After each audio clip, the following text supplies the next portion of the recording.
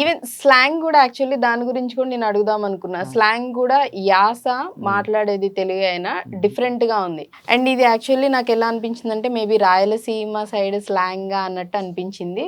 But proper గా ఇది ఏ ప్రాంతానికి చెందిన మీరు స్లాంగ్? అబ్జర్వ్ చేస్తే ప్రతి 30-40 కిలోమీటర్స్కి యాస భాష అన్నీ మారుతాయి, కల్చర్ కూడా మారుతుంది. కరెక్టే. ప్రతి 30-40 కిలోమీటర్స్కి మారుతుంది. బేసిక్ ఏంటంటే ఇది ఏంటంటే రాయలసీమ సైడ్ చిత్తూరు డిస్టిక్కే, కానీ కుప్పంలో మాట్లాడే యాస అన్నమాట ఇది.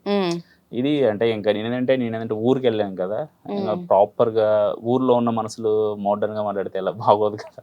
కరెక్ట్. అందుకనేసి జస్ట్ ప్రాపర్గా నేనే అంటే మా ఊరు, నేను పుట్టి పెరిగిన ఊరు కాబట్టి మీ స్లాంగ్ ఉంటుంది అనేది నేనే అనుకున్నా.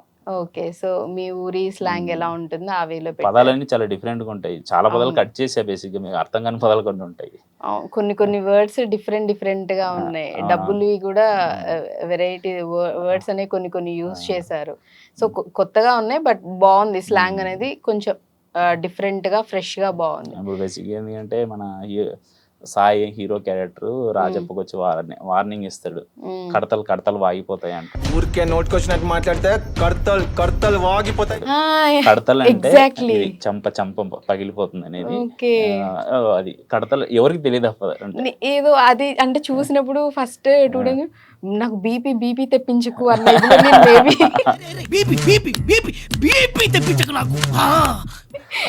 కోపం తెప్పించుకో అని ఇదిలో అనుకున్నా. బట్ ఓకే, అచ్చా కొడితే గూప పెట్టేయాలి మన సౌండ్ వస్తుంది అంటారు కదా, అది మీ స్లాంగ్ లో ఊర్లో అట్లా అంటారు.